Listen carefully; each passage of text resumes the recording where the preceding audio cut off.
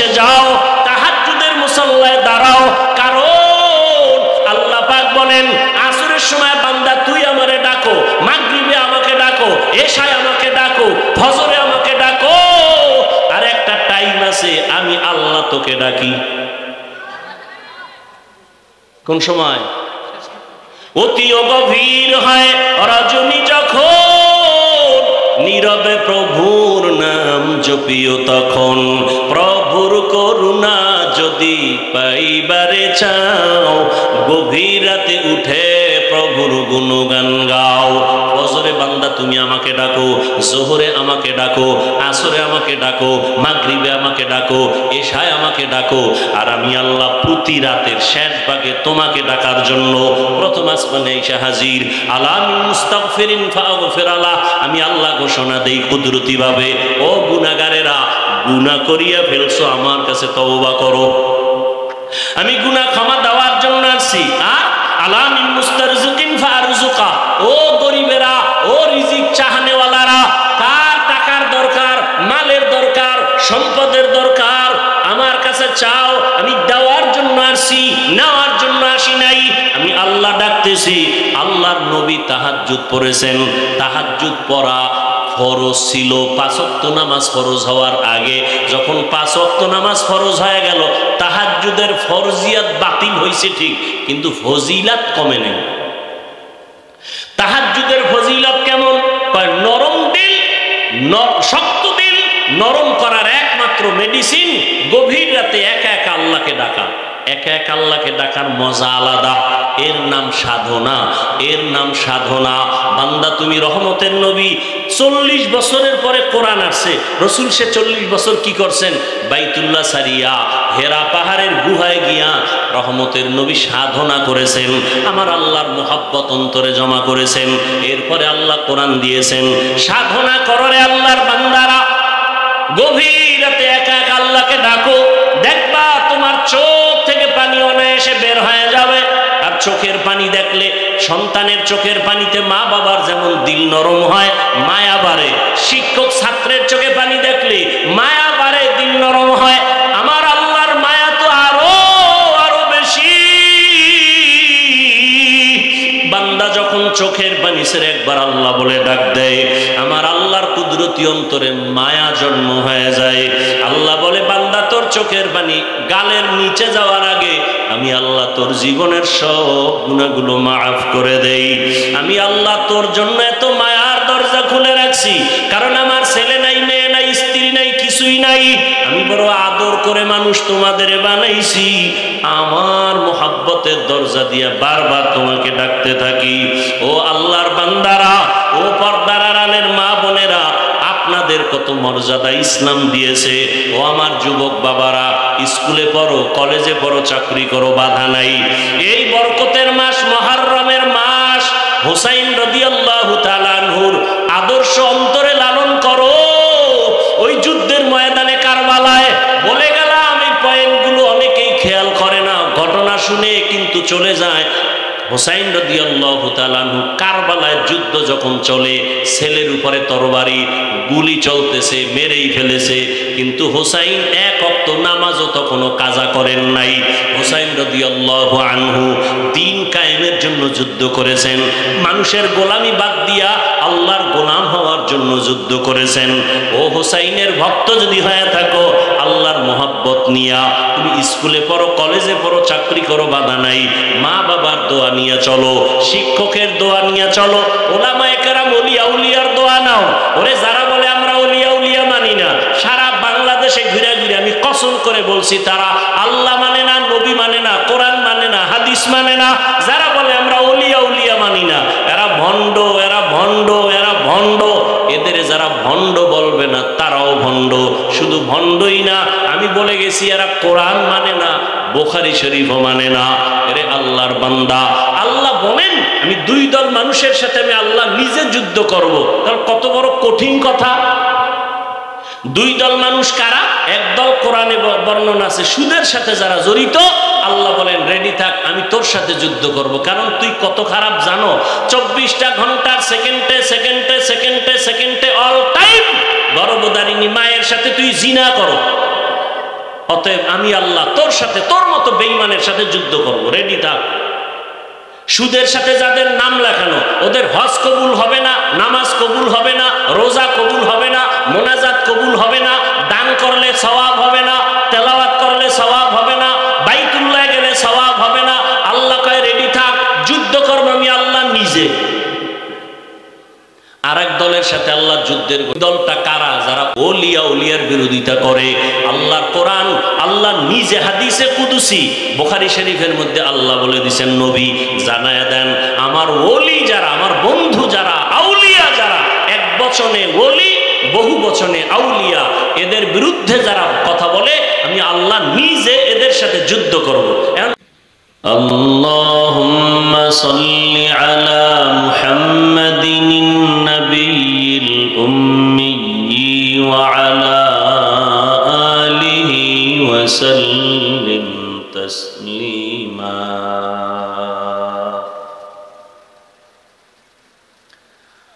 ওয়া বা'দু ফাআউযু বিল্লাহি মিনাশ শাইতানির রাজীম।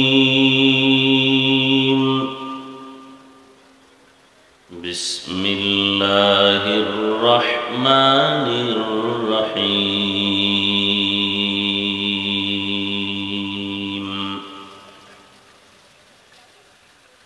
ইন্না সালাতি ওয়া নুসুকি ওয়া মাহইয়ায়া ওয়া মামাতি লিল্লাহ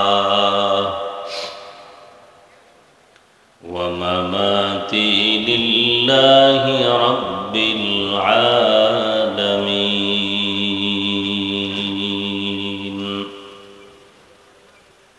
وقال رسول الله صلى الله عليه وآله وسلم لا طاعة لمخلوق في معصية الخالق. صدق الله مولانا العظيم وصدق رسوله النبي الأمي الكريم ونحن على ذلك من الشاهدين والشاكرين والذاكرين والحمد لله رب العالمين. سبحانك لا علم لنا إلا ما علمتنا إنك أنت العليم الحكيم.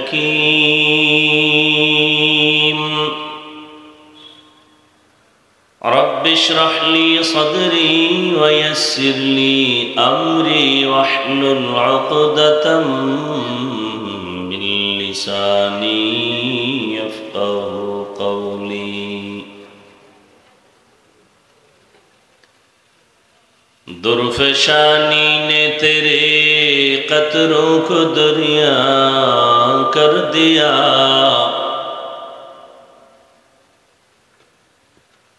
درفشانی نے تیرے قطروں کو دریا کر دیا.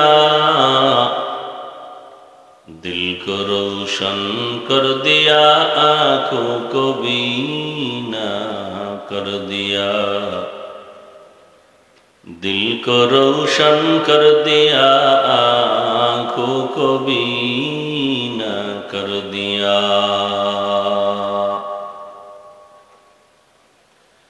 دین کی سورج ڈب رہی ہے ہم لوگوں کی سامنے. دین کی سورج ڈب رہی ہے ہم لوگوں کی سامنے. روز محشر کیا جواب ہے مصطفیٰ کی سامنے. روز محشر کیا جواب ہے مصطفیٰ کی سامنے.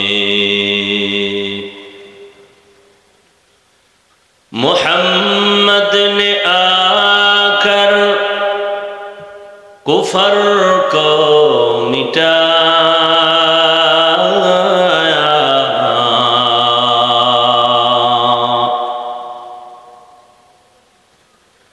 मुहम्मद ने आकर कुफर को मिटाया,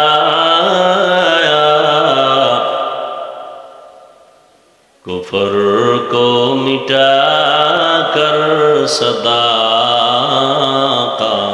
बताया, कुफर को मिटाकर सदाकत बताया। ला इलाहा इल्लल्लाह, ला इलाहा इल्लल्लाह। আর একবার শুকর আদায় করি আলহামদুলিল্লাহ।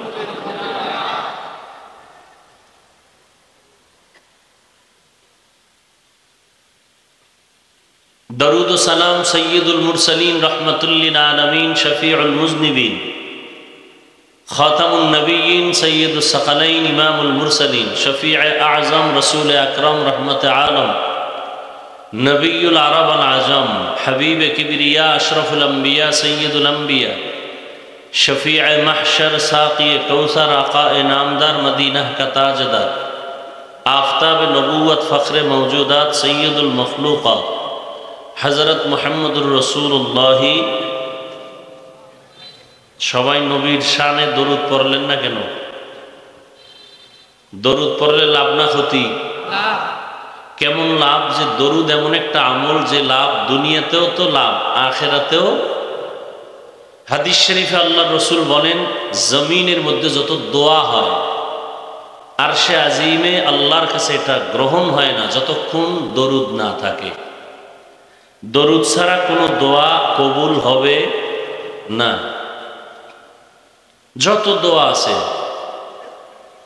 আমি টুকটাক যতটুকু আমল করি আর আমলের বিষয়গুলো দেখলাম, আমার এর দ্বারা যেটা প্রতীয়মান হলো, অনুভব হলো, পৃথিবীতে রসুলের দেওয়া যত আমল আছে মানুষের চলার পথে, ফজরের পরে আমল, ঘুমের আগে আমল, গাড়িতে উঠছেন আমল আছে, সব আমলের মূল আমল দরুদ শরীফ।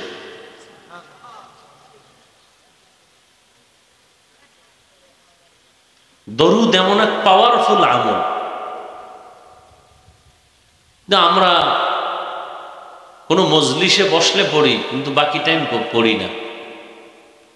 অথচ রসুল বলেন কেউ যদি একবার পড়ে সাল্লাল্লাহু আলাইহি ওয়া আলিহি ওয়াসাল্লাম, নবীজি বলছেন আমার জন্য যদি কেউ দোয়া করে তারা যেন আমার আহলে বাইত এদের জন্য দোয়া করে। এজন্য এই শব্দটা বাড়ায় পড়বেন সাল্লাল্লাহু আলাইহি ওয়া আলিহি ওয়াসাল্লাম, সাল্লাল্লাহু আলাইহি ওয়া আলিহি ওয়াসাল্লাম। বলার দায়িত্ব আমাদের, বলার চেষ্টা করি, মানবেন কিনা সেটা আপনার দায়িত্ব। আপনাকে জান্নাতে ঢুকাবার দায়িত্ব আমার না, জান্নাতের পথ দেখানোর দায়িত্ব আমাদের, তাও মন গড়া না, কোরআন এবং হাদিসের আলোকে।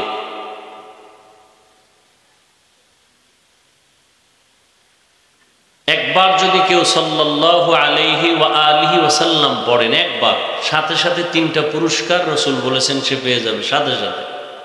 প্রথম পুরস্কার 10টা গুনাহ মাফ হয়ে যাবে, দ্বিতীয় পুরস্কার 10টা নেক আমল নামায় যোগ হবে, তৃতীয় পুরস্কার আল্লাহর দরবারে 10 গুণ মর্যাদা বেড়ে যাবে। কয়বার পড়লে এই 3 পুরস্কার?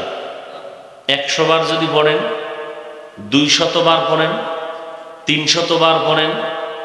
সমস্ত উলামায়ে কেরাম বলেন প্রতিদিন কমপক্ষে রসুলের আশিক উম্মতের প্রতিদিন কমপক্ষে 300 বার দরুদ পড়া এটা উচিত। তবে শর্ত 2টা, খুব নির্জনে পড়তে হবে এবং পবিত্র অবস্থায় পড়তে হবে। নির্জন সময় কখন? আমার দৃষ্টিতে হয়তো ফজরের নামাজের পরে, না হয় ঘুমের আগে। সুন্দরভাবে ওযু করে জায়নামাজে বা পবিত্র বিছানায় বসে তসবিহ একটা হাতে নিয়ে কি হাতে নিয়ে বলেন, মুখস্থ করেন, কি? তসবিহ হাতে নিবেন। কারণ বর্তমানে ইসলাম নিয়ে যেই টালবাহানা আমার দেশে চলে, পৃথিবীর আর কোথাও চলে না। আমাকে 1 মিনিটে একটা প্রশ্নের জবাব দিবেন, বুঝাবার জন্য বলছি, কাউকে আঘাত করার জন্য। পৃথিবী আল্লাহ সৃষ্টি করার পরেই এই যে জমিনটাকে আমরা পৃথিবী বলি, আর এই মাঝখানের ফাঁকা জায়গাকে মহাশূন্য বলি, এর উপরে প্রথম আসমান, এরপরে আবার মহাশূন্য, এরপরে দ্বিতীয় আসমান, এরপরে আবার মহাশূন্য, এরপরে তৃতীয় আসমান। পৃথিবী নামক গ্রহ আল্লাহ সৃষ্টি করার পরেই প্রথম এই জমিনে কিছু নাই, একটা ঘর বানাইছেন, বাইতুল্লাহ। ইন্না আউওয়ালা বাইতিন উযিআ লিন-নাসি লাল্লাযী বিবাক্কাতা মুবারাকান ওয়া হুদা মুবারাকান ওয়া হুদাল লিল আলামিন। প্রথম একটা ঘর, জমিনে কিচ্ছু নাই, প্রথম একটা ঘর বাইতুল্লাহ। কিসের ঘর? আল্লাহ বলেন হুদাল লিল আলামিন, জগৎ সমূহের মানুষের হেদায়েতের জন্য, ইবাদতের ঘর, হেদায়েতের ঘর, বসবাসের ঘর না। আল্লাহ মানুষ বানাবেন, বসবাসের ঘর না বানাই আগে ইবাদতের ঘর বানাইলেন কেন? বলে দুনিয়া মানুষের জন্য বসবাসের জায়গা না, ইবাদতের জায়গা। বসবাস করবে জান্নাতে। আল্লাহর প্রিয় মখলুক মানুষ দুনিয়াতে করবে ইবাদত, আর এর ফল বিনিময় পাবে আল্লাহর আদালতে জান্নাত। এজন্য রসুলের আশিক সাহাবী আবু যার গিফারি রাদিয়াল্লাহু আনহু জীবনে কোনোদিন সংসার করেননি, ঘর করেননি।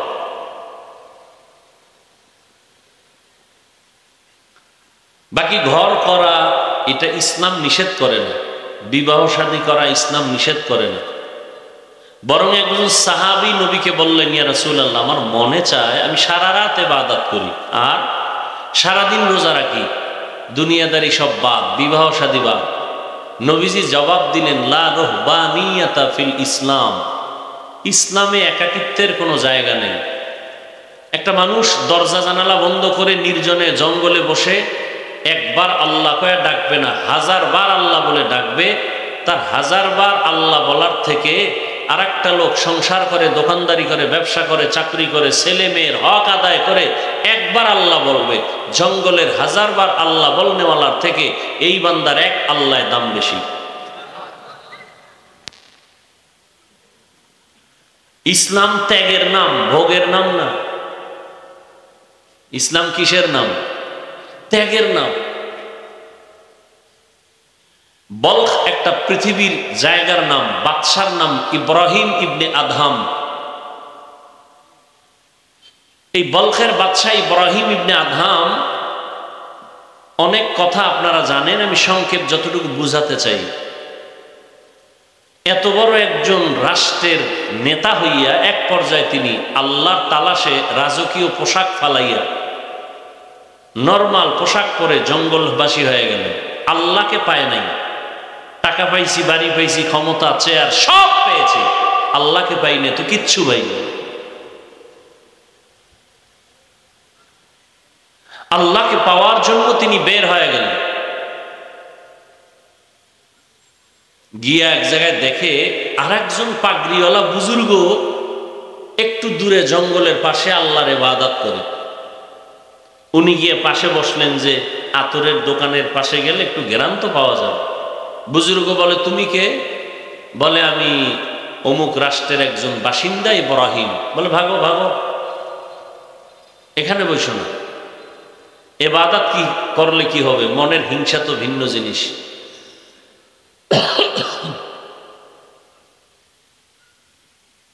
কাউকে ছোট মনে করা, নিজেকে বড় মনে করা, কারো ভালোটা পছন্দ না করা, এটা কবিরা গুনাহ।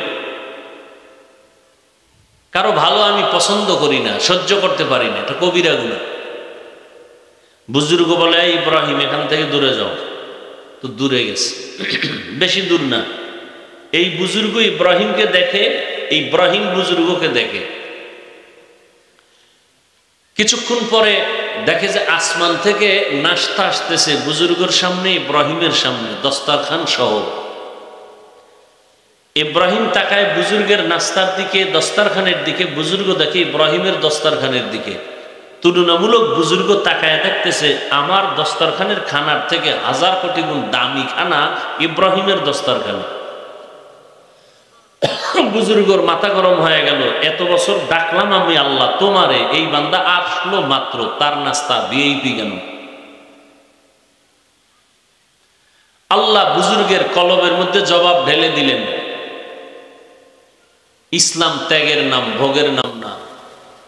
তোমার ত্যাগ আর ইব্রাহিমের ত্যাগ আসমান জমিন ডিফারেন্স। পৃথিবীতে যত নবী রসুল গেলেন, ইব্রাহিম নবীর ত্যাগ, ইসমাইল নবীর ত্যাগ। আজকে পুরা কোরবানি ইব্রাহিম নবীর সুন্নত, কোরআনের আয়াত। পুরা হজে যান আপনারা, হজের সব স্মৃতি ইব্রাহিম, ইসমাইল, হাজেরার স্মৃতি। পাথর মারতেছে ইসমাইলের স্মৃতি। সফা মারওয়ায় হাজি সাহেব দৌড়াতে হবে 8-7 বার, না দৌড়াইলে হজ বাতিল, মা হাজেরার স্মৃতি। ত্যাগ কাকে বলে? মা হাজেরা শিশু বাচ্চা নিয়ে জঙ্গলে মক্কার পার্শ্বে জীবন কাটালেন একা। এই ত্যাগের কারণে স্মৃতি এমন করে দিলেন আল্লাহ, কিয়ামত পর্যন্ত হাজেরার স্মৃতি মানুষ স্মরণ করবে। ত্যাগ। হাজেরা আলাইহিস সালাম, তিনি যে পৃথিবীর শ্রেষ্ঠ একজন সুন্দরী রূপসী, সমস্ত নবীদের থেকে দাম বেশি, মোটেই না। কিন্তু তার স্মৃতি আজকে কেন আমরা স্মরণ করি?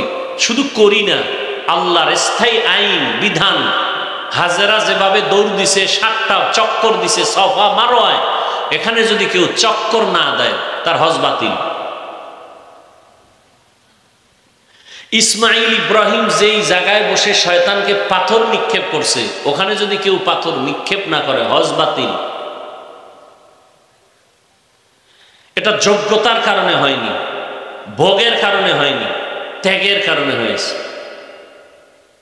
এই যে আপনারা বৃষ্টির মধ্যে আসছেন, ভোগের জন্য নয়, ত্যাগের জন্য। ভোগের জন্য কি কেমনে বুঝতেন যে ওয়াশ টস বাদ, এখানে খাওয়ান আছে খাইতে যাবে, তাহলে এটা হয়তো ভোগ। আসলে কি খাওয়ান আছে? নাই, এর নাম ত্যাগ। অনেক মানুষ চলে গেছে, বৃষ্টি ওয়াজ হবে না, আর আপনারা বৃষ্টির মধ্যে আসছেন, এটাই ত্যাগ। তবে পার্সেন্ট যার যত বেশি, ফজিলত আর ফলাফল তার তত বেশি। আল্লাহ আমাদেরকে বুঝার তৌফিক দান করেন। রসুলের দরুদের কথা বলতে গিয়ে অনেক দূরে চলে আসে। তাহলে প্রতিদিন কমপক্ষে কতবার দরুদ পড়া উচিত? 300 বার। ঘুমের আগে বিছানায় বসে তসবিহ হাতে নিবেন। এই তসবিহ থেকে টান দিছিলাম, তসবির কথা বারবার বলি কেন? আমাদের দেশে ধর্ম নিয়ে ফিতনা বেশি, অথচ পৃথিবীর সব ধর্মের মানুষ মক্কায় হজে আসে। কেউ হাত বাঁধে নাভির নিচে, কেউ বুকে, কেউ সাইডে দিয়ে খাড়ায় থাকে, কেউ নামাজের আগে কেবলার দিকে পাও সোজা কইরা ঘুমায়, একামত হয়ে গেছে, নামাজে দাঁড়াইছে, অজু লাগে নাই। আমি যা দেখছি তা বলতেছি। কেউ আবার নামাজে দাঁড়াইছে, সেজদার আগে আগে পকেট থেকে একটা কাঠের টুকরা বের করে কপালের নিচে দিয়ে সেজদা দিছে, কারণ বলে ইবলিস সেজদা দিয়া জমিন নাপাক করছে, এই জন্য কাঠের উপরে সেজদা দেই। আবার একজনকে দেখলাম নামাজের টাইম, নামাজে সে হাত বাঁধা, কেরাত চলতেছে বাইতুল্লাহ, সে মোবাইলে কথা বলতেছে, কথা বইলা পকেটে রেখে আবার ওই নামাজই ঠিক আছে, নামাজ যায় নাই। আমি আপনাদেরকে যেটা বুঝাতে চাই, মক্কায় এত লাইনের মানুষ, ধর্মীয় লাইনের। আপনারা পত্রিকায় কোনোদিন শুনছেন যে এই রকম বিভিন্ন লাইনের মানুষ এক জায়গায় হওয়ার কারণে কঠিন ঝগড়া আর কিলাকিলি কইরা 2-4টা মার্ডার হয়েছে? সোনার বাংলায় গজব কেন এত? ধর্ম নিয়ে এত দূরত্ব কেন, এত বাড়াবাড়ি কেন, এত হিংসা কেন? সব মুসলমান কালেমার মুসলমান। আপনার কালেমা আমার কালেমা দুই না এক? সত্য কথা স্বীকার করবেন, মানেন আর না মানেন। আপনার আল্লাহ আমার আল্লাহ দুই না এক? আপনার নবী আমার নবী এক না দুই? আপনাদের কোরআন আমার কোরআন, আপনাদের কালেমা আমার কালেমা, আপনাদের কাবা আমার কাবা। দুনিয়াতে আমরা আসছি সিস্টেম, নাকি আপনারা লঙ্গি পরে আসছেন? বিদায় বেলা কাফনের সংখ্যাও, সমস্ত পুরুষের কাফন 3, মহিলাদের 5, কালার হবে আলাদা। আমাকে হুজুরগো কাফনের কালার হবে একরকম, আর আপনারা যারা হুজুর না তাদের কালার আর এক রকম, কালারও এক। অথচ আমার দেশে কালার নিয়েও কিলাকিলি করে পরস্পরে মুসলমান ভাইরা, কালার নিয়েও দূরত্ব। কালার কি হবে কাফনের বলেন? আচ্ছা, এরপর কবরে যখন রাখা হবে, কবরের সাইজ আলাদা না এক? শুধু হোমনা থানার মানুষের কবর একটু ছোট না একটু বড়? এক। কবরে রাখার পরে প্রশ্ন হবে কতটা? হোমনার প্রশ্ন আলাদা, আমাদেরটা আলাদা, সব এক। রবের পরিচয় দাও, ধর্মের পরিচয় দাও, রাহমাতুল্লিল আলামিনের পরিচয় দাও, সব এক। তাহলে আপনাকে বয়ান করব কেন? বয়ান তো তাদেরকে করব যারা আল্লাহ চিনে না, নবী চিনে না, ইসলাম বুঝে না, কোরআন বুঝে না, হাদিস বুঝে না। অথচ আপনাকে বয়ান করব কেন না? আপনার পেছনে ঘুরতে ঘুরতে কুত্তার মতো পাগল হয়ে আছি আমরা ওলামায়ে কেরাম। দাওয়াত ও তাবলীগওয়ালারা আপনার পেছনে ঘুরে, পীর সাহেবরা আপনাদের পেছনে মেহনত করে, পীর মাশায়েখ ওলিয়া উলিয়ারা সবাই আপনাদের পেছনে। জুমার খতিবদের বয়ান চলতেছে, বৃষ্টি নাই, রাত নাই, দিন নাই, বয়ান চলতেছে, ফলাফল জিরো। আমিও মুসলমান, আপনিও মুসলমান। আমি মুসলমান, টুপি খুলতে চাই না, লজ্জা। আর আপনি কেমন মুসলমান, টুপি দিতে চান না, লজ্জা। আমি মুসলমান, আপনিও মুসলমান। আমি দাড়ি কাটলে লজ্জা পাই, আর আপনি দাড়ি রাখতে লজ্জা পান। আপনার আল্লাহ আমার আল্লাহ এক, নবী এক, কোরআন এক, কাবা এক, ধর্ম এক, কালেমা এক। আমি নামাজ মসজিদে না ঢুকলে লজ্জা পাই, নামাজ না পড়লে লজ্জা পাই, আর আপনি নামাজ পড়তে লজ্জা পান। আমি পর্দা না করলে লজ্জা পাই, আর আপনি পর্দা করতে লজ্জা পান। বড় কঠিন জিনিস। অনেকে বলে দিল ঠিক থাকলে কোনো সমস্যা নেই। আজীবন এই কথাটা মনে রাখবেন, পারলে লিখে রাখবেন। নারী আর পুরুষ ধর্ষণ করে চূড়ান্ত পর্যায়ে, যেটাকে কোরআনের ভাষায় জেনা বলা হয়, এটাকে বাংলা শব্দে কি বলে? ধর্ষণ। ধর্ষণকে বন্ধ করার জন্য প্রথম সিঁড়ি দর্শনকে বন্ধ করতে হবে। দর্শন, এই দর্শন থেকে ধর্ষণের উদ্বোধন হয়। চোখ দিয়ে একটা নারীর দিকে, বেগানার দিকে তাকাইলেই কল্পনার গুনাহ শুরু হয়ে যায়, অন্তরের কল্পনার কবিরা গুনাহ শুরু। চোখের দর্শন যতদিন পর্যন্ত কন্ট্রোলে না আসবে, খোদার কসম, ততদিন পর্যন্ত এই ধর্ষণ বন্ধ হবে না। আমার সমাজে যত ধর্ষণ হয়, আমার মা বোনেরা ধর্ষিতা হয় একমাত্র বেপরদার কারণে। এজন্য ধর্ষণ বন্ধ করতে হলে কোনো র্যাবের বেতের বাড়িতে ধর্ষণ বন্ধ হবে না, পুলিশের বেতের বাড়িতে হবে না, মামলা হামলায় হবে না। চোখের দর্শন বন্ধ করলে ধর্ষণ বন্ধ হয়ে যাবে। এজন্য কোরআনের মধ্যে আল্লাহ স্পষ্ট বলেছেন, কুল্লিল মুমিনিনা ইয়াগুদ্দু মিন আবসারিহিম, ও মুমিন, বেগানার থেকে নজরকে নিচে রাখো। দর্শন আগে কন্ট্রোল করো, ধর্ষণ কন্ট্রোল হয়ে যায়। আল্লাহ হেদায়েত দান করুন।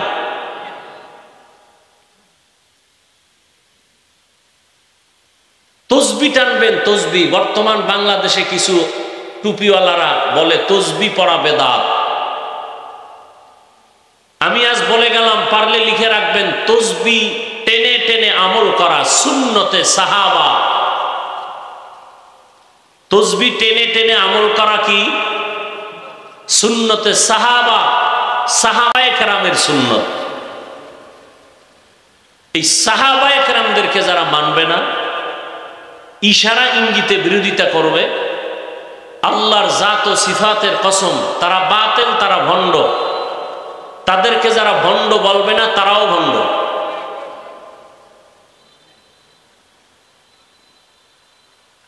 তো তসবিহ হাতে নিয়ে আমল করা সুন্নতে সাহাবা, এটাকে বলতেছে একদল বেদাত। বলে বলে সে শান্তি পাক, উনি আমরা বলতে চাই না। আমাদের যেটা করণীয় সেটা কি?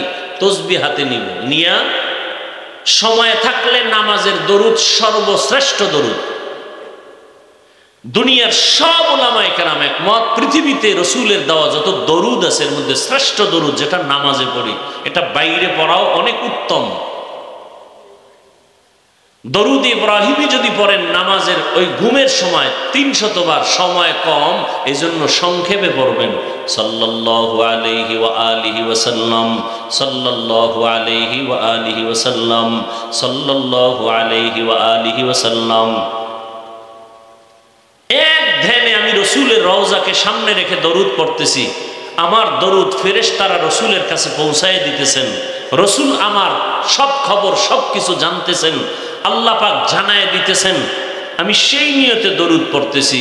এভাবে দরুদ পড়ে আবার যদি ঘুমিয়ে পড়েন, ডান কাতে ঘুমাবেন, চেহারাটা কিবলার দিকে ফিরাবেন। আল্লাহকে সাক্ষী রেখে বলে গেলাম, এই আমলটা যদি লাগাতার চালু রাখেন, ঘুমের মধ্যে রসুলের সাথে মোলাকাত হয়ে যাবে। আর কেউ যদি স্বপ্ন যোগে রসুলকে দেখে, রসুল বলছেন সে আমাকেই দেখবে, কারণ আমার আকৃতি শয়তান ধরতে পারে না।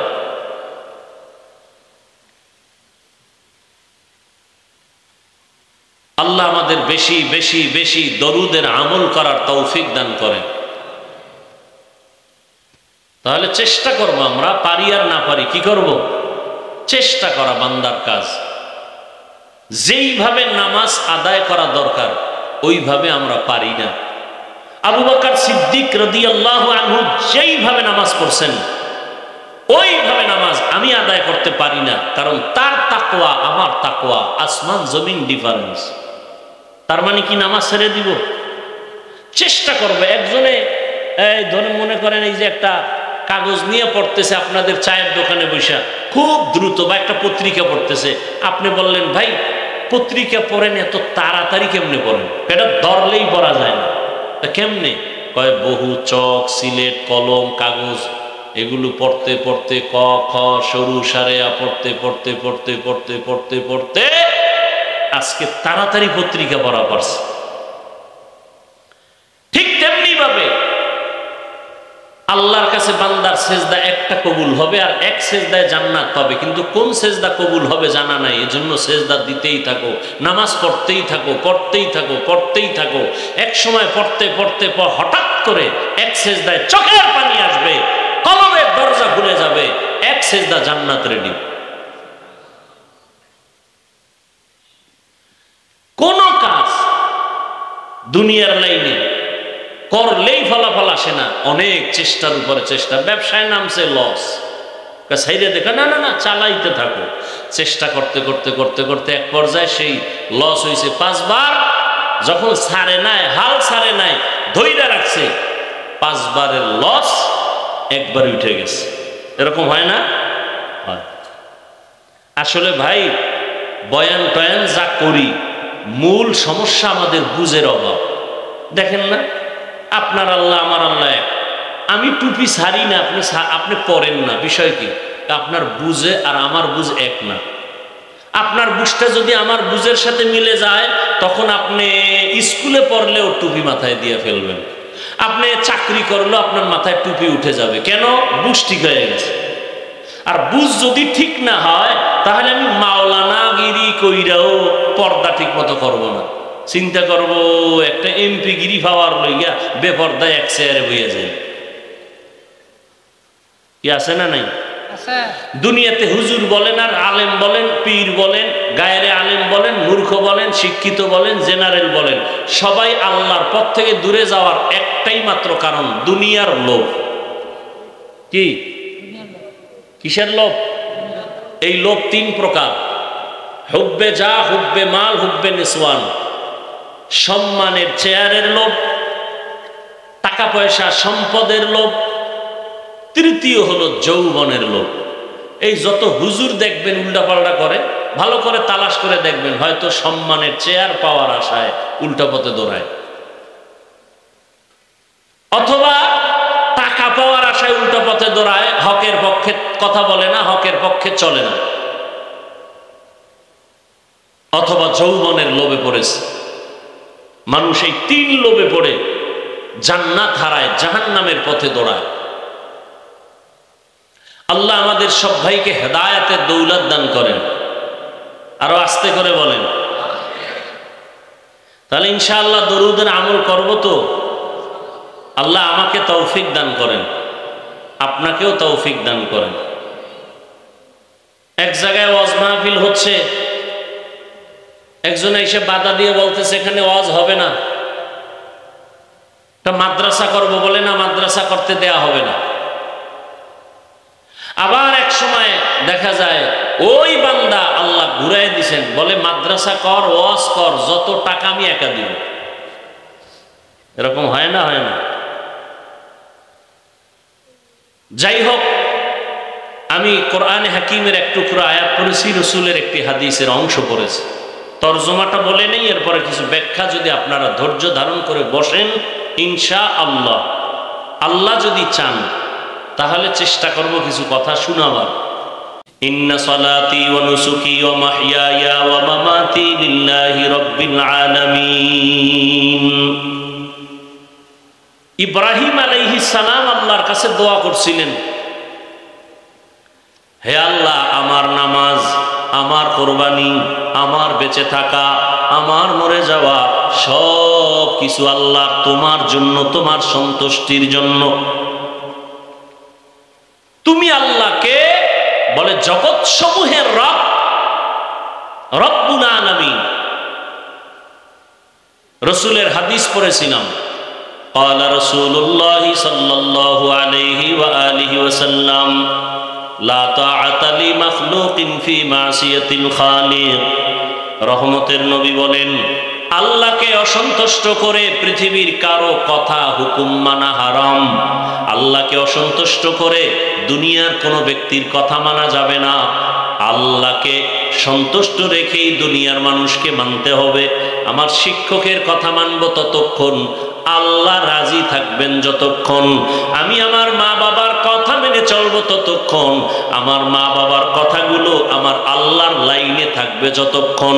আমি আমার ইমাম সাহেবের কথাটা মানব ততক্ষণ, ইমাম সাহেবের কথা আমার আল্লাহর লাইনে ঠিক থাকবে যতক্ষণ। দুনিয়ার সবাইকে বেজার করা সম্ভব, আমার আল্লাহকে বেজার করা সম্ভব না। আল্লাহকে বেজার করা যাবে? কিন্তু আমরা কঠিনভাবে আল্লাহকেই বেজার করে চলছি। পর্দা করলে আল্লাহ খুশি, আত্মীয় স্বজন বেজার। আল্লাহ বেজার হয় হোক, আত্মীয় বেজার করা যাবে না। দাড়ি কাটলে আমার আল্লাহ বেজার, রাখলে আল্লাহ খুশি। আল্লাহ বেজার হয় হোক, আত্মীয় বেজার করা যাবে না। দাড়ি কেটে গেল, বউ বলে দাড়ি রাখা যাবে না, বউ তোমারে খুশি রাখলাম, আল্লাহ বেজার হয় হোক। কয়েকদিন আগে আর্মির একটা যুবক ছেলে চাকরি চাইরা মোনাজাতের পরে স্টেজ থেকে নামিয়ে আর বলে, হুজুর দোয়া করবেন। ইনশাআল্লাহ দোয়া করি। বলে, হুজুর আমি আর্মির চাকরি করতাম, কিছুদিন আগে ছেড়ে দিলাম। বললাম, এই মুহূর্তে তো আর্মির বড় দাম, ছাড়লা কেন? বলে, আর্মির বারবার আমাকে বারবার বলা হয় দাড়ি কেটে ফেলো। আমি সিদ্ধান্ত নিয়ে বলে দিয়েছি, চাকরি ছেড়ে দিলাম, দাড়ি কাটা আমি কখনোই মেনে নিতে পারবো না। হুজুর এখন চাকরি চাই না, দোয়া করবেন আল্লাহ হালাল ভাবে কিছু উপার্জন করে জীবন চালাইতে পারে। কোটি টাকা কামাই করে লাভ কি যদি সে টাকায় বরকত না থাকে? আর অল্প টাকা কামাই করে অনেক লাভ যদি বরকতওয়ালা হয়, হালাল, হালালে বরকত, হারামে কি নাই? বরকত নাই। এজন্য নবী বলেন, আল্লাহকে অসন্তুষ্ট করে পৃথিবীর কাউকে মানা যাবে না। আমরা দুনিয়াতে চলার ক্ষেত্রে আমাদের মুসলমানের বড় মাপকাঠি কোরআন এবং হাদিস, কোরআন সুন্নাহ। কেন? বলে, কোরআন এমন একটা কিতাব যে কিতাবের মধ্যে ভুল তো নাই, সন্দেহের কোনো অবকাশই নেই। আল্লাহ তো চ্যালেঞ্জ দিয়ে দিছেন। আমি ওপেন সারা বাংলাদেশে বলতেছি, এখনো বহু শিক্ষিত মানুষ আপনারা এখানে আছেন, আল্লাহকে সাক্ষী রেখে বলেন আল্লাহর কোরআনে কোনো ভুল আছে? একটা ভুল এখন বের করে দেন, আমি এখন দাড়ি কেটে ফেলব, সমস্ত কোরআন শরীফ আগুন দিয়ে জ্বালিয়ে দিব, আল্লাহর বিরুদ্ধে রাস্তায় কথা বলা শুরু করব, প্যান্ট শার্ট পরে নেমে যাব। কারণ আল্লাহ একজন আছেন, দলিল কোরআন। জান্নাত আছে, জাহান্নাম আছে, দলিল কোরআন। কিয়ামত হবে, দলিল কোরআন। মউত হবে, দলিল কোরআন। অতএব সে কোরআনে যদি ভুল হয় তা আল্লাহ ভুল, ইসলাম ভুল, আখেরাত ভুল। এজন্য আল্লাহ চ্যালেঞ্জ দিয়ে দিয়েছেন, কোরআনে কোনো ভুল নাই, পারলে কোরআনের ভুল বের করে দাও। এখনো বলছি, ভুল বের করে দাও, আজকে বের করে দাও, আজকে থেকে আল্লাহর বিরুদ্ধে নেমে যাও। কিন্তু তুমি কে? তোমার থেকে মহা পণ্ডিতরা অপচেষ্টা কম করে নাই, আজও পর্যন্ত একটা ভুল বের করতে পারে নাই, তো পারেই নাই, বরং মাথা নত করে কালেমা পড়েছে। এজন্য আমাদের মূল ভিত্তি কোরআন সুন্নাহ। কারণ আল্লাহ যার কাছে কোরআন দিয়েছেন, রসুলের কাছে, সে রসুল কেমন? 63 বছর হায়াতে নবী কোনোদিন একটা মিথ্যা কথা বলেন নাই। নবী জবান দিয়ে কোনোদিন হায়াতে গালি দেন নাই। হাজারো গালি দুশ্মনেরা রহমতের নবীকে দিয়েছেন, নবী একটা গালির জবাবও দেন নাই। আরো আশ্চর্য বিষয়, রহমতের নবী কোনোদিন দুটো চোখ মোবারক গরম করে কারো দিকে তাকান নাই।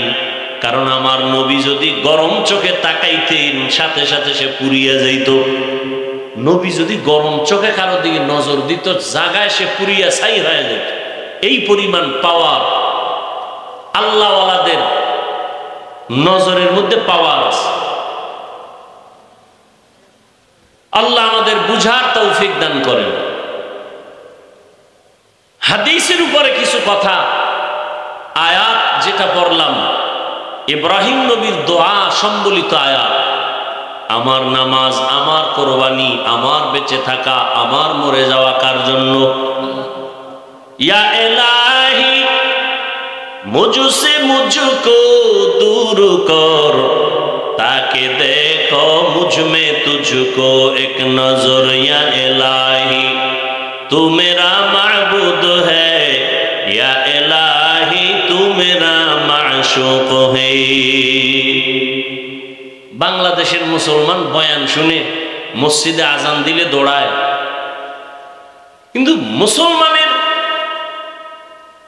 যে বিজয়ের কিছু সময় আছে নিয়ে কোনো চিন্তাই নেই, কোনো ফিকির নাই। সামনে আসতেছে, গেছে পহেলা বৈশাখ, আসতেছে আবার 1 জানুয়ারি, 31st নাইট করবে, এরপরে ইংরেজি নববর্ষ উৎসব পালন করবে। মুসলমানের সন্তান হিসাবে আরবি নববর্ষ কোন মাসে কেউ বলতে পারবে না, খবর নেই। মুসলমানের জন্য আরবি নববর্ষের প্রথম মাস মুহররম। মুহররমের আজ 11 তারিখ, গতকাল গেল 10 তারিখ, যেটাকে বলা হয় রসুলের ভাষায় আশুরা। আশুরার রোজার অনেক মূল্য। আমরা গতকাল রোজা রেখেছি, আজও রোজা রেখেছি।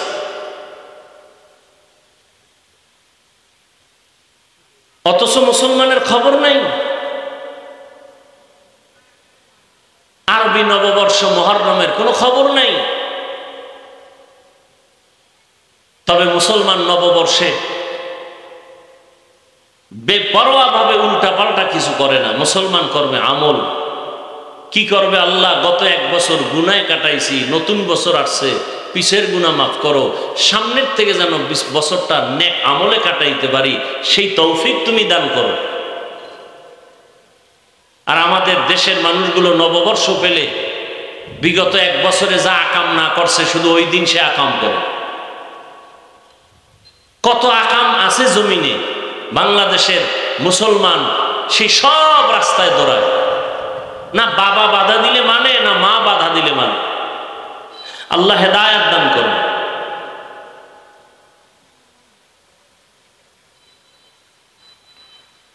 আরবি নববর্ষ মুহররম, কিয়ামত পর্যন্ত বছরে মাস হবে 12টা। আল্লাহর সিদ্ধান্ত, ইন্না ইদ্দাতাশ শুহুরি ইনদাল্লাহি 12 শাহরান ফি কিতাবিল্লাহ ইয়াওমা খালাকাস সামাওয়াতি ওয়াল আরদ মিনহা আরবাআতুন হুরুম যালিকাদ দীনুল কাইয়্যিম। বছরে গণনার আকারে মাস হবে 12টা। কিয়ামত পর্যন্ত কোন বছর 11 মাসে হবে না, 13 মাসে হবে না। কয় মাস? 12 মাস। আর এই 12 মাসের মধ্যে 4 মাস হলো বড় দামি, অন্য মাসও দামি, তবে এই 4 মাসের মূল্য আলাদা। রজব, মুহররম, জিকদা, যুলহিজ্জা, এই 4 মাস। রজব একটা মাস, এরপরে যুলকাদাহ, যুলহিজ্জা হজের মাস, হজের পরের মাস, হজের আগের মাস। এই 3 আর রজব একটা আলাদা মাস। এই 4 মাস। এর মধ্যে মুহররম আছে না নাই? আছে। মুহররম এর এক অর্থ হলো হারাম, হারাম থেকে মুহররম। মুহররমের আর এক অর্থ হলো সম্মান। হারাম দিয়ে কি বুঝাইলেন? বলে এই মুহররম আরো যে 3 মাস, এই 4 মাসে যুদ্ধ করা হারাম। সূরা তাওবার আয়াত স্পষ্ট, এই 4 মাসে যুদ্ধ করা হারাম। সম্মান কেন? এই 4 মাস অনেক দামি। আল্লাহ কয় এই যে সিদ্ধান্তটা আমি লেখছি বা বলছি, সিদ্ধান্তটা আসমান জমিন যেদিন বানাইছি ওই দিন আমি আল্লাহ লৌহে মাহফুজে সিদ্ধান্ত লিখে ফেলেছি ফেরেশতার দ্বারা। কিয়ামত পর্যন্ত মাস হবে বছরে গণনার আকারে 12টা। এর মধ্যে 4 মাস সম্মানের মাস, এর মধ্যে 1 মাস রজব, আর হজের মাস, হজের আগের মাস, হজের পরের মাস মুহররম। এই 4 মাস সিদ্ধান্ত আসমান জমিন সৃষ্টির দিন। তবে আমরা জনসাধারণ মানুষ মনে করি অনেকে যে এই মাসের সম্মান বা এই মাস আলোচনায় আসছে, পয়গম্বরের সাহাবী মা ফাতেমা রাদিয়াল্লাহু আনহার কলিজার টুকরা হুসাইন রাদিয়াল্লাহু তাআলা আনহুর কারবালার শাহাদাতকে কেন্দ্র করে রাসূলের ইন্তেকালের 60 বছর পরে, কত বছর? রাসূলের ইন্তেকালের 60 বছর পরে গিয়া কারবালার ঘটনা ঘটেছে। অতএব কারবালার গুরুত্ব অপরিসীম। মুহররমের সম্মান আল্লাহর আদালতে লেখা, আসমান জমিন সৃষ্টির দিন সূরা তাওবায় আল্লাহ বলে দিয়েছেন। হুসাইন রাদিয়াল্লাহু তাআলা আনহুর শাহাদাতের এই আলোচনা আমরা অনেকে শুনি, আলেমরা করেন। এর থেকে শিক্ষা নেওয়া কি উচিত তা নেই। এখানে আমি কিন্তু পেজ গোছের ওয়াজ কম করি, মানুষ বুঝবে না। মানুষকে চাই আল্লাহমুখী বানাতে, রসুলের আশেক বানাতে। শর্ট কথায় সহজে যাতে বুঝে এভাবে বলি। আমি কথা খুব শর্টে বলি যাতে সহজে বুঝে। কেমন? যেমন আমি আপনাদের জিগাই, হুসাইন রাদিয়াল্লাহু তাআলা আনহু আল্লাহর প্রিয় বান্দা না, রসুলের প্রিয় নাতি, আম্মা কি বলে ফাতেমা রাদিয়াল্লাহু আনহার প্রিয় কলিজা। কথা ঠিক? আপনার দিল কিন্তু একটা সাক্ষী দিবে, দিবে না? কোনটা ভালো কোনটা খারাপ। একটা গালি দিছেন, আপনার অন্তর কি বলে গালিটা ভালো না খারাপ? আচ্ছা, আপনি একটা কথা আমাকে বলছেন, আমি স্টেজ থেকে নামতেছি, আপনি একটা কথা বলছেন। কথাটা যদি আপনি উল্টা বলে ফেলেন আর আমি যদি কষ্ট পাই, আপনাকে কিছু না বললেও আপনার অন্তরে কিন্তু একটা আঘাত করবে, বাড়ি মারবে। হুজুরের কথাটা ঠিক হয় নাই বলা, কথা ঠিক? দলিল কোরআন হাদিসে আমাদের আছে, অভাব নাই, বাকি আপনাদের দিল কি বলে আমাকে সেটা বলবেন। পেজ গোছের কথা নেই। হুসাইন রাদিয়াল্লাহু তাআলা আনহু কি দাড়িবিহীন ছিলেন? আপনার দিল কি বলে? হুসাইন রাদিয়াল্লাহু আনহুর সম্পর্কে যত বয়ান শুনছেন, আপনারা কি জানছেন বা কি আপনাদের অন্তর সাক্ষী দিছে? তার দাড়ি ছিল না? বলেন। তিনি বেনামাজি ছিলেন? তিনি বেপরদায় চলছেন, তিনি মানুষকে গালি দিছেন, তিনি কারো উপরে জুলুম করছেন। আপনি মাইয়া পোলার উপরে, ভাই বোনের উপরে জুলুম করেন কেন? আপনার দাড়ি লম্বা হয় না কেন? আপনি হোসাইন রাদিয়াল্লাহু তাআলা আনহুর মতো 5 ওয়াক্ত নামাজ পড়েন না কেন? তিনি তো কারবালায় গেছিলেন কেন? এর খবরই তো নাই। হোসাইন রাদিয়াল্লাহু তাআলা আনহু কারবালায় যাওয়ার একমাত্র কারণ, মানুষ গোলামি করবে আল্লাহ, ইয়াজিদের গোলামি করবে না, মানুষের গোলামি করবে না। কার গোলাম? হোসাইন বলে যুদ্ধ করো, মানুষের গোলামি থেকে মানুষকে ফিরাইয়া আল্লাহর গোলাম বানাবো। আপনি নেতার গোলামি করেন কেন? নেত্রীর গোলামি করেন কেন? টাকার গোলামি করেন কেন? রসুল কয় দাড়ি রাখো, রসুল কয় নামাজ পড়ো, আল্লাহ কয় নামাজ পড়ো, আপনি পড়েন না কেন? পৃথিবীর কোন মুফতি, পৃথিবীর কোন আলেম বলতে পারবে নামাজ লাগবে না? পারবে? কথা বলেন না কেন? হোসাইন রাদিয়াল্লাহু আনহুর একমাত্র টার্গেট, মানুষ গোলামি করবে আল্লাহ, মানুষের গোলামি করতে দিব না। এই প্রতিজ্ঞাবদ্ধ হইয়া কুফা নগরীতে চললেন। সেখানের ঘটনা আপনারা জানেন, শুনেন প্রতি বছর, কিন্তু এর থেকে শিক্ষা নিতে হবে না? আমার দেশে শাহজালালের ভক্ত, শাহ মখদুমের ভক্ত, খাজা মঈনুদ্দিন চিশতি আজমিরির ভক্ত অভাব নেই। আমি সারা বাংলাদেশে বলি, শাহজালাল রহমতুল্লাহ আলাইহি জীবনে বিয়া করেন নাই আল্লাহর মহব্বতের কারণে। আর আপনি বউয়ের পিছে ঘুরতে ঘুরতে আল্লাহরে ভুলে গেছেন। কই শাহজালাল আর কই আপনি? এজন্য বলি, যারা নামাজ পড়ে না, রোজা রাখে না, আল্লাহ মানে না, রসুল মানে না, মোনাজাতে চোখে পানি আসে না, তাহাজ্জুদ পড়ে না, মা বাবার খেদমত করে না, এরা কেউ আউলিয়া কেরামের ভক্ত না, বরং এদের দ্বারা ওলিয়া উলিয়াদের বদনাম হয়। কি হয়? বদনাম হয়। আল্লাহ আমাদের বুঝার তৌফিক দান করেন। এজন্য আর নামাজ যে আপনি পড়বেন, রোজা রাখবেন, যা কিছু করবেন, সব কিছু হতে হবে কার জন্য? কার জন্য? আল্লাহর জন্য। তা আল্লাহর জন্য কেমনে নামাজ হবে? নামাজ তো আমরা অনেকেই পড়ি, নামাজের পরে আবার অনেকে মিথ্যা কথাও বলি, আছে না নাই? বহু নামাজি, নামাজ আল্লাহর কোরআন বলছে নিশ্চিত নামাজ মানুষকে সব গুনাহ থেকে বাঁচায় রাখবে। অথচ আমাদের দেশে বহু নামাজ আছে, নামাজি আছে সুদ খায়, ঘুষ খায়, বেপরদায় চলে, মিথ্যা বলে, পরের হক নষ্ট করে, আছে না নাই? তাহলে আল্লাহর ওয়াদা গেল কই? নামাজি বান্দা তো কখনো গুনাহ করবে না, অথচ আমাদের নামাজের বর্ণেওয়ালারা নামাজ পড়েই মসজিদ থেকে বের হওয়ার আগে টুপি পকেটে ঢুকায়, জুমায় যায় কপাল এমন পোড়া, 2 রাকাত পড়া দৌড়। আরো যে ইমাম সাহেবের সালামের পরে আরো 4 রাকাত সুন্নতে মুআক্কাদা পড়তে হবে, না পড়লে কবিরা গুনাহ হবে, এর খবর নেই। তাহলে নামাজ পড়ে কেন গুনাহ করবে? আল্লাহর ওয়াদা নামাজ মানুষকে সব গুনাহ থেকে ফেরাবে, নামাজ পড়ে মানুষ কেন গুনাহ করবে? তাহলে এই নামাজ কেমন নামাজ? আল্লাহ কয় নামাজ বেহেশতের চাবি, বিনা হিসাবে জান্নাত। কিন্তু কিছু কিছু নামাজির নামাজ কেমন তাও আমি বলে দিলাম কোরআনে। আরাআইতাল্লাযী ইউকাযযিবু বিদ্দীন ফাযালিকাল্লাযী ইয়াদউল ইয়াতীম ওয়া লা ইয়াহুদ্দু আলা তাআমিল মিসকিন। এরপরের আয়াতটা পড়েন আপনারা যারা পারেন।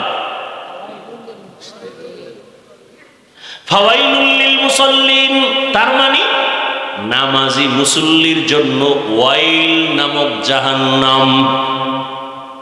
ওয়াইল নামক জাহান্নামটা বড় মারাত্মক জাহান্নাম, ভয়ঙ্কর জাহান্নাম।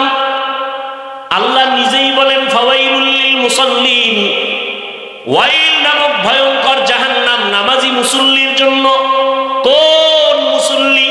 যে মুসল্লি নামাজ পড়ে দুনিয়া পাওয়ার জন্য, জীবনে নামাজ পড়ে না, মানুষের মন পাওয়ার জন্য এখন মসজিদে নামাজ পড়িয়া মিথ্যা বলে, নামাজ পড়ে সুদ খায়, নামাজ পড়ে ঘুষ খায়, নামাজও পড়ে মিথ্যা বলে, নামাজও পড়ে মা বাবার সাথে নাফরমানি করে, নামাজও পড়ে আবার অন্যের হক নষ্ট করে। এমন মুসল্লির জন্য আল্লাহ নিজেই বলেছেন ফাওয়াইলুল লিল মুসাল্লিন। এটা তো আপনাদের একটা জানাশোনা সূরা, বাংলায় তরজমাটা পড়ে দেখেন কি বলছে ওখানে। বাজার দিয়ে কোরআন কেনা লাগবে না, মোবাইল তো চালান, গজবের মোবাইল তো হাতে হাতে আছে, বাংলা কোরআন এটারে সার্চ দিয়ে ডাউনলোড করবেন, লিখবেন বাংলা কোরআন, আসলে এটাকে ডাউনলোড করবেন, 114 সূরা চলে আসবে। এরপর আরাইতাল্লাজি সূরাটা শেষের দিক দিয়ে তরজমাটা পড়বেন। ফাওয়াইলুল লিল মুসাল্লিন, নামাজি মুসল্লির জন্য জাহান্নাম। তাও কেমন জাহান্নাম? ভয়ঙ্কর জাহান্নামের নাম ওয়াইল নামক জাহান্নাম।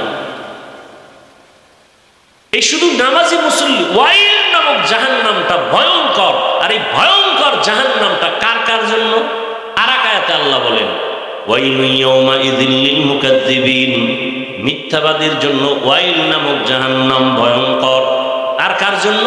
ওয়াইলুল লিল মুতাফফিফিন, ব্যবসা করতে গিয়া যারা কাস্টমারের সাথে দুই নাম্বারি করে তাদের জন্য ওয়াইল নামক জাহান্নাম। আর কার জন্য?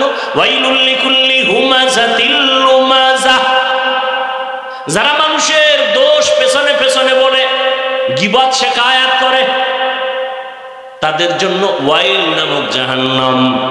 এখন তো মসজিদে গীবত চলে, স্টেজে গীবত চলে, মাইক পাইলেই গীবত। আর গীবত কইতে তো বিসমিল্লাহ লাগে না, ফেসবুকে লিখতেছে একজনে আর একজনের বিরুদ্ধে, এক হুজুর আর এক হুজুরের বিরুদ্ধে গীবত চলতেছে। গীবত করা হারাম, শুধু হারাম না, ওয়াইল নামক জাহান্নামী হবে গীবত করনেওয়ালারা। ওয়াইলুল লিকুল্লি হুমাযাতিল লুমাযা। আল্লাহ আমাদের জাহান্নামের এই গুনাহ থেকে পবিত্র হয়ে থাকার তৌফিক দান করেন। এক পবিত্র দেহের পবিত্র, আর এক পবিত্রতা হলো রুহের পবিত্র। আমরা বডিরে কত সুন্দর সাজাইছি না, পোশাক লাগাইছি, সাবান দিয়ে গোসল করছি, এরপরে আতর লাগাইছি, জাল দিয়ে ঘষতেছি, বডি সুন্দর করা দরকার। চেহারা বারবার আয়নার দিকে দেখি, কয় ঘরের আয়নায় কাজ হবে না, বাথরুমের আয়নায় হয় না, মোবাইলের আয়নায় বারবার দেখে চেহারাটা কেমন, স্পট আসেনি। বডিটারে সুন্দর করে সাজাইলা, কিন্তু তোমার এই বডি চালিকা শক্তি যে রূহ, ভেতরে যে তোমার আত্মা আছে, এটার হালাত কি খবর নিছনি? আত্মাটার জন্য কি সাজান তুমি সাজাইছো?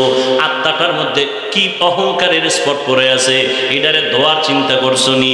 তোমার কলবের ভেতরে হিংসার ময়লা পড়ে আছে, ওই ময়লা সাফ করছো নি রে মুমিন? তোমার আমার কলবের ভেতরে আমি ভাবের ময়লা, তোমার আমার কলবের ভেতরে অন্যকে তুচ্ছ মনে করার কবিরা গুনার ময়লা, এগুলো সাফ করার জন্য কয়দিন ফিকির করেছো বান্দা? ওলামায়ে কেরামের কাজ হলো বডি ঠিক করা না, ওলামায়ে আহলে হক যারা, তাদের কাজ হলো মানুষের রূহ, মানুষের কলবের ময়লা দূর করার প্রেসক্রিপশন দেওয়া, পরামর্শ দেওয়া। ওটা যেমন দেখা যায় না, এটার যে ঔষধ দিবে তাও দেখা যায় না, শুধু শুইনা শুইনা আমল চালায় দাও। আল্লাহ রসুল বলেন সব জিনিসের ময়লা দূর করার একটা যন্ত্র আছে, তোমার আমার কলবের ময়লা দূর করার যন্ত্র হলো আল্লাহর জিকির। কি? আল্লাহর জিকির না কোনো বিশ্বাবের জিকির? জিকির কার? লা ইলাহা ইল্লাল্লাহ। কলবের পাওয়ার যত বাড়বে, ওই বান্দার সম্মান তত বাড়বে।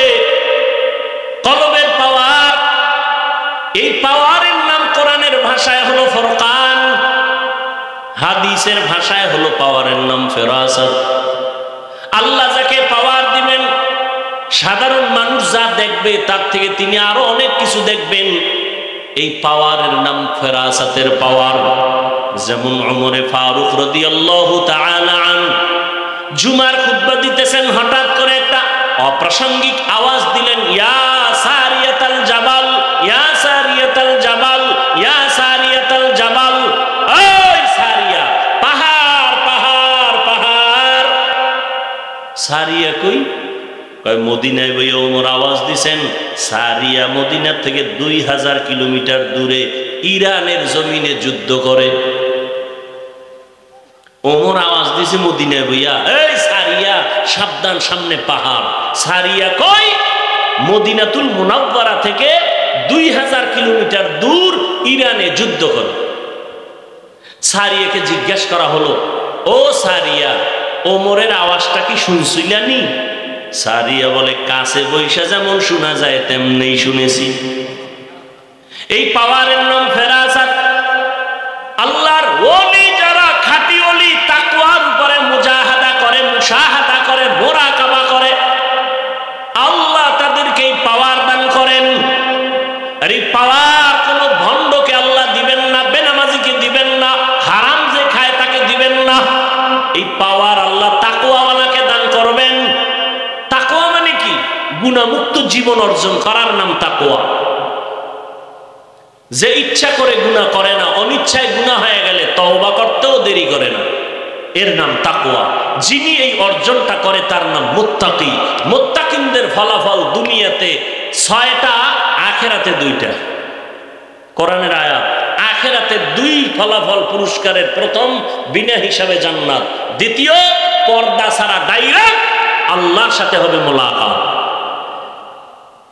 আর দুনিয়াতে 6টা। 6-এর মধ্যে এক পুরস্কারের নাম আল্লাহ গায়বী খাজানার থেকে তাকে রিজিক দান করবেন। করোনা, স্কুল বন্ধ, কলেজ বন্ধ, চাকরি বন্ধ, ব্যবসা বন্ধ, সব কিছু বন্ধ, কোরআনের মাদ্রাসা বন্ধ হয়নি। কি মিথ্যা বলতেছি? কুলাঙ্গার শিক্ষিত ছেলে ট্রিপল মাস্ক লাগায় বসে আছে, করোনা, বাবায় করোনা আক্রান্ত, কাছে যায় না, মরবে। বাবায় মরেই গেল, কুলাঙ্গার ছেলে, শিক্ষিত কুলাঙ্গার, বাবার জানাজায় যায় নাই করোনা। ইতিহাস মানুষকে উপরে উঠায়, নিচে নামায়, ভুলবেন না। সেই সময় আমার দেশের শত শত করোনার লাশ কাঁধে নিলেন, গোসল করাইলেন, জানাজা পড়াইয়া নিজে কবরে দাফন করলেন। আমার দেশের টুপিওয়ালা হুজুরেরা, একজন হুজুরেও করোনায় মরে নাই। কোন হুজুর না খায়া চাকরি ছাড়ছে?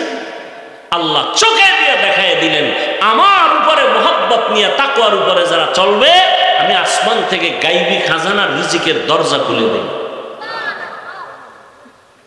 এরপরে হুজুর যারা বলেন রাষ্ট্রের ব্যাপারে ইসলাম কোরআনে কিছু নাই, তাদের কথায় কি প্রমাণ হলো যে ইসলাম সব দিক থেকে কমপ্লিট, রাষ্ট্রের ব্যাপারে কোরআন ও ইসলাম দুর্বল।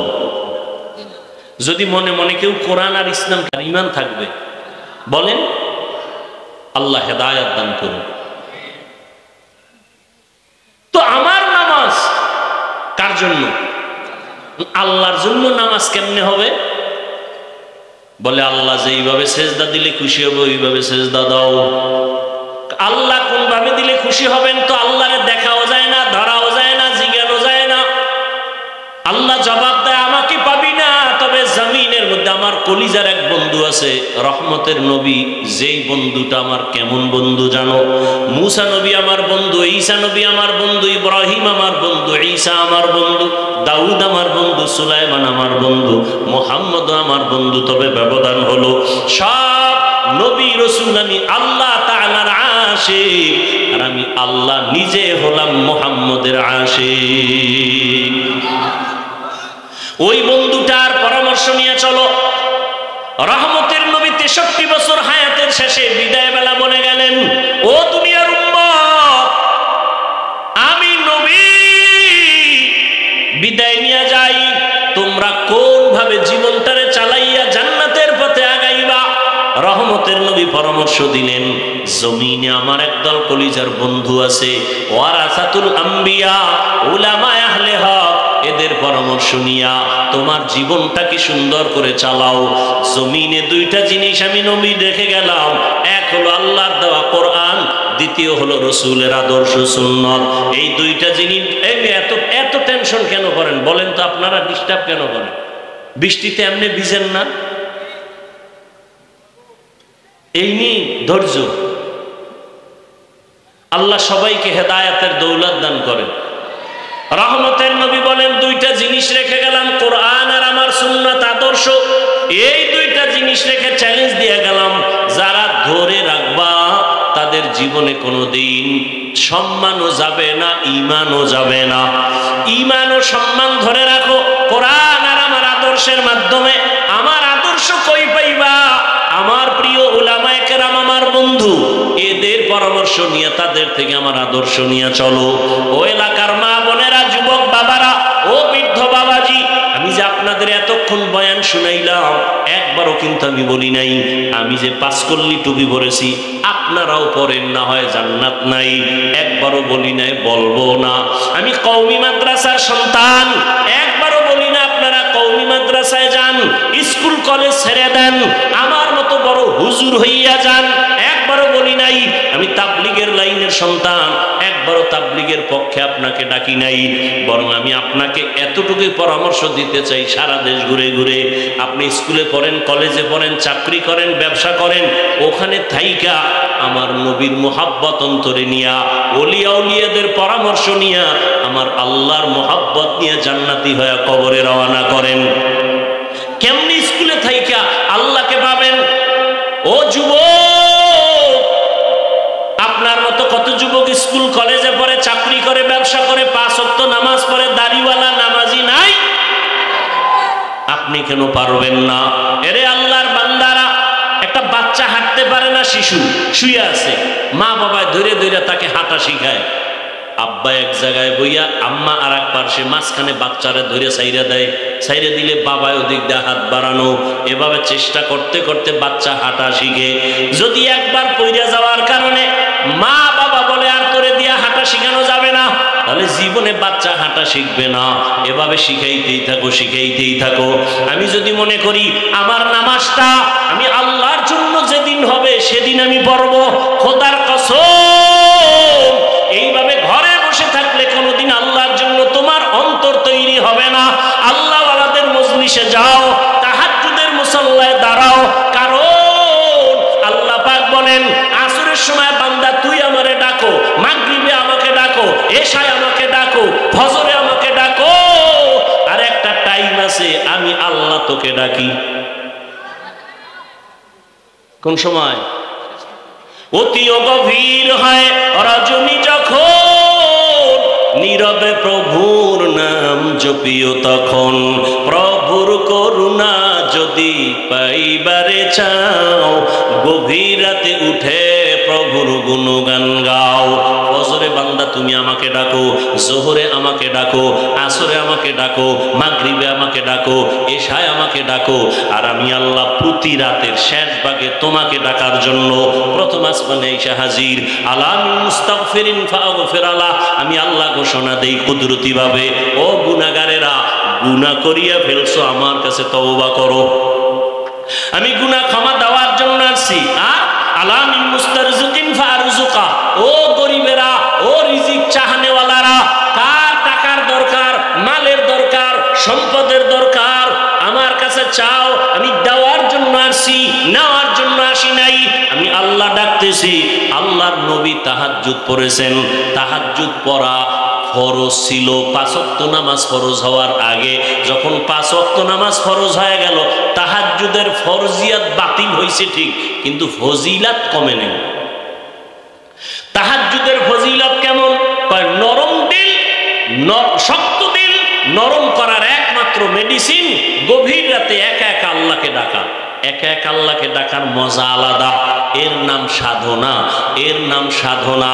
বান্দা তুমি রহমতের নবী, 40 বছরের পরে কোরআন আসছে। রসুল সে 40 বছর কি করছেন? বাইতুল্লাহ সারিয়া হেরা পাহাড়ের গুহায় গিয়া রহমতের নবী সাধনা করেছেন, আমার আল্লাহর মোহাব্বত অন্তরে জমা করেছেন। এরপরে আল্লাহ কোরআন দিয়েছেন। সাধনা কররে আল্লাহর বান্দারা, গভীর রাতে একা একা আল্লাহকে ডাকো, দেখবা তোমার চোখ থেকে পানি অনায়াসে বের হয়ে যাবে। আর চোখের পানি দেখলে, সন্তানের চোখের পানিতে মা বাবার যেমন দিল নরম হয়, মায়া বাড়ে। শিক্ষক ছাত্রের চোখে পানি দেখলে মায়া বাড়ে, দিল নরম হয়। আমার আল্লাহর মায়া তো আরো আরো বেশি। বান্দা যখন চোখের পানি ছেড়ে একবার আল্লাহ বলে ডাক দেয়, আমার আল্লাহর কুদরত কুদরতি অন্তরে মায়া জন্ম হয়ে যায়। আল্লাহ বলে বান্দা তোর চোখের পানি গালের নিচে যাওয়ার আগে আমি আল্লাহ তোর জীবনের সব গুনাহগুলো মাফ করে দেই। আমি আল্লাহ তোর জন্য এত মায়ার দরজা খুলে রাখছি, কারণ আমার ছেলে নাই, মেয়ে নাই, স্ত্রী নাই, কিছুই নাই। আমি বড় আদর করে মানুষ তোমাদের বানাইছি, আমার মোহাব্বতের দরজা দিয়া বারবার তোমাকে ডাকতে থাকি। ও আল্লাহর বান্দারা, ও পর্দার আড়ালের মা বোনেরা, আপনাদের কত মর্যাদা ইসলাম দিয়েছে। ও আমার যুবক বাবারা, স্কুলে পড়ো, কলেজে পড়ো, চাকরি করো, বাধা নাই। এই বরকতের মাস, মুহররমের মাস, হুসাইন রাদিয়াল্লাহু তাআলা আনহুর আদর্শ অন্তরে লালন করো। ওই যুদ্ধের ময়দানে কারবালায় বলে গেলাম, এই পয়েন্টগুলো অনেকেই খেয়াল করে না, ঘটনা শুনে কিন্তু চলে যায়। হুসাইন রাদিয়াল্লাহু তাআলা আনহু কারবালায় যুদ্ধ যখন চলে, ছেলের উপরে তরবারি, গুলি চলতেছে, মেরেই ফেলেছে, কিন্তু হুসাইন এক ওয়াক্ত নামাজও তখনও কাজা করেন নাই। হুসাইন রাদিয়াল্লাহু আনহু দ্বীন কায়েমের জন্য যুদ্ধ করেছেন, মানুষের গোলামি বাদ দিয়া আল্লাহর গোলাম হওয়ার জন্য যুদ্ধ করেছেন। ও হুসাইনের ভক্ত যদি হয়ে থাকো, আল্লাহর মোহাব্বত নিয়া তুমি স্কুলে পড়ো, কলেজে পড়ো, চাকরি করো, বাধা নাই। মা বাবার দোয়া নিয়ে চলো, শিক্ষকের দোয়া নিয়ে চলো, ওলামায়ে কেরাম ওলিয়া উলিয়ার দোয়া নাও। ওরে যারা বলে আমরা ওলিয়া উলিয়া মানি না, সারা বাংলাদেশে ঘুরে ঘুরে আমি কসম করে বলছি, তারা আল্লাহ মানে না, নবী মানে না, কোরআন মানে না, হাদিস মানে না। যারা বলে আমরা ওলিয়া উলিয়া মানি না, এরা ভণ্ড, এরা ভণ্ড, এরা ভণ্ড। এদের যারা ভণ্ড বলবে না, তারাও ভণ্ড। শুধু ভণ্ডই না, আমি বলে গেছি এরা কোরআন মানে না, বুখারী শরীফও মানে না। এরে আল্লাহর বান্দা, আল্লাহ বলেন আমি দুই দল মানুষের সাথে আমি আল্লাহ নিজে যুদ্ধ করব। তাহলে কত বড় কঠিন কথা। দুই দল মানুষ কারা? একদল কোরআনে বর্ণনা আছে সুদের সাথে যারা জড়িত, আল্লাহ বলেন রেডি থাক, আমি তোর সাথে যুদ্ধ করব। কারণ তুই কত খারাপ জানো, 24টা ঘন্টার সেকেন্ডে সেকেন্ডে সেকেন্ডে সেকেন্ডে অল টাইম গর্ভধারিণী মায়ের সাথে তুই জিনা করো। অতএব আমি আল্লাহ তোর সাথে, তোর মতো বেঈমানের সাথে যুদ্ধ করব, রেডি থাক। সুদের সাথে যাদের নাম লেখানো, ওদের হজ কবুল হবে না, নামাজ কবুল হবে না, রোজা কবুল হবে না, মোনাজাত কবুল হবে না, দান করলে সওয়াব হবে না, তেলাওয়াত করলে সওয়াব হবে না, বাইতুল্লাহ গেলে সওয়াব হবে না। আল্লাহ কয় রেডি থাক, যুদ্ধ করব আমি আল্লাহ নিজে। আরেক দলের সাথে আল্লাহ যুদ্ধের ঘোষণা দিয়েছেন বুখারী শরীফের মধ্যে। ওই দলটা কারা? যারা ওলিয়া উলিয়ার বিরোধিতা করে। আল্লাহর কোরআন, আল্লাহ নিজে হাদিসে কুদসি বুখারী শরীফের মধ্যে আল্লাহ বলে দিয়েছেন, নবী জানায়া দেন আমার ওলি যারা, আমার বন্ধু যারা, আউলিয়া যারা, এক বচনে ওলি, বহু বচনে আউলিয়া, এদের বিরুদ্ধে যারা কথা বলে আমি আল্লাহ নিজে এদের সাথে যুদ্ধ করব। এখন ওলি কারা? বুখারী শরীফের ইবারত। ওলিকে নবীজিকে আল্লাহ বুঝাই দিয়েছেন, ওলি তারা যারা ফরজ আমল তো করেই, এর থেকে আরো বেশি বেশি বেশি বেশি বেশি বেশি নফল ইবাদত করে। আর আপনি নফল করবেন দূরের কথা, ফরজই ঠিক নাই। এর মধ্যে আরেকজনে কাটা ঘায়ে লবণ দিয়ে বলতেছে বেশি ইবাদত লাগে না। আহা, আল্লাহর ভয় অন্তরে জমা করে মা বাবার দোয়া নিয়ে চলিও যুবক। স্কুল কলেজে পড়ো, চাকরি করো, মা বাবার সাথে বেয়াদবি করলে মরার আগে জীবনটা পঙ্গু হয়ে যাবে। শিক্ষকের দোয়া নিয়া, আলেম ওলামা পীরাউলিয়ার দোয়া নিয়া 5 ওয়াক্ত নামাজ পড়ো, স্কুলে পড়ো, বাধা নাই, কলেজে পড়ো, বাধা নাই, চাকরি করো, বাধা নাই। তুমি জবাব দাও। তোমার মতো যুবক একটু আগেও তো জবাব দিয়েছো, অনেকে স্কুল কলেজে পড়ে নামাজ ছাড়ে না, র্যাব আর্মি পুলিশ বিডিআরের চাকরি করে নামাজ পড়ে, দাড়িওয়ালার অভাব নাই। বাবা তোমার বিবেকটাকে জিজ্ঞাসা করো, তুমি কেন পারো না? ও পর্দার আড়ালের মা বোনেরা, আপনার মতো কত মা কত বোন এখনো আছে এলাকায়, খুঁজলে পাওয়া যাবে। নামাজ পড়ে, পর্দা করে, স্বামীর মাল হেফাজত করে, খেয়ানত করে না, মোবাইলে সময় নষ্ট করে না। ওরে আম্মা জানেরা, আপনারা কেন পারবেন না? আল্লাহর কাছে তওবার দরজা খোলা। আল্লাহকে ডেকে ডেকে মনে মনে বলেন, হে আল্লাহ, জীবনে তো গুনাহ কম করি নাই, চোখের গুনাহ, হাতের গুনাহ, জবানের গুনাহ, অন্তরের গুনাহ। ও আল্লাহ, আমার মতো মানুষ যদি পর্দা করে, নামাজ পড়ে, স্বামীর মাল হেফাজত করে, আমার মতো যুবক যদি জেনারেল লাইনে তাকিয়া আল্লাহর হুকুম মানিয়া চলে, আমি কেন পারবো না? আজকে থেকে রেডি হয়ে গেলাম, আর নামাজ ছাড়বো না, দাড়ি কাটবো না, বেপরদায় চলবো না, মা বাবাকে কষ্ট দিব না, ওলামায়ে কেরামের পরামর্শ নিয়ে, উলিয়া উলিয়াদের পরামর্শ নিয়ে নবীজির সুন্নাত অনুযায়ী চলবো, সাহাবায়ে কেরামের আদর্শ অনুযায়ী চলবো। আল্লাহ আমাদের সবাইকে খাঁটি তওবাওয়ালা জীবন দান করেন, গুনাহমুক্ত জীবন দান করেন, খাঁটি পবিত্র কলব নিয়ে আমার মাওলার দরবারে হাজির হওয়ার তৌফিক দান করেন, আমিন। আলহামদুলিল্লাহি রাব্বিল আলামিন, ওয়াসসালাতু ওয়াসসালামু আলা সাইয়্যিদিল আমবিয়া ওয়াল মুরসালিন ওয়া আলা আলিহি ওয়া আসহাবিহি আজমাইন। ইয়া আরহামার রাহিমিন, ইয়া আরহামার রাহিমিন, ইয়া আরহামার রাহিমিন। রব্বির হামহুমা কামা রব্বায়ানি সগীরা। আল্লাহুম্মা ইন্নাকা আফুউন কারীম তুহিব্বুল আফওয়া ফা'ফু আন্না। আল্লাহুম্মা ইন্না নাসআলুকা রিযাকা ওয়াল জান্নাহ ওয়া নাউযু বিকা মিন সাখাতিকা ওয়ান নার। আল্লাহুম্মা ইন্না নাউযু বিকা মিনাল বারাসি ওয়াল জুনুনি ওয়াল জুযামি ওয়া সাইয়্যিল আসকাম। আল্লাহুম্মা আরহামনি বিতারকিল মাআসি। আল্লাহুম্মা আরহামনি বিতারকিল মাআসি। আল্লাহুম্মা আরহামনি বিতারকিল মাআসি। ইয়া আল্লাহুল মুস্তাআন। আয় আল্লাহ, এত প্রচন্ড বৃষ্টির মধ্যে আপনার বান্দারা আপনাকে ভুলেন নাই, দীর্ঘ সময় দিনের কথাই শুনছেন। আয় আল্লাহ, আমরা গুনার বোঝা নিয়ে হাত তুলেছি, তওবার নিয়ত করেছি। জীবনে গুনাহ করতে করতে আমার হাত নাপাক, চোখ নাপাক, জিহ্বা নাপাক, অন্তর নাপাক। আজকে থেকে তওবা করলাম, আর গুনাহ করব না। শয়তানের ধোঁকা থেকে আপনি যদি মেহেরবানি করে তৌফিক না দেন, বাঁচতে পারবো না। আয় আল্লাহ, আমাদের গুনাহমুক্ত জীবন দান করেন, তওবা কবুল করেন, মা বোনদের কবুল করেন। আয় আল্লাহ, মাহফিল কবুল করেন, আয়োজনকারী সহযোগিতাকারীদের কবুল করেন।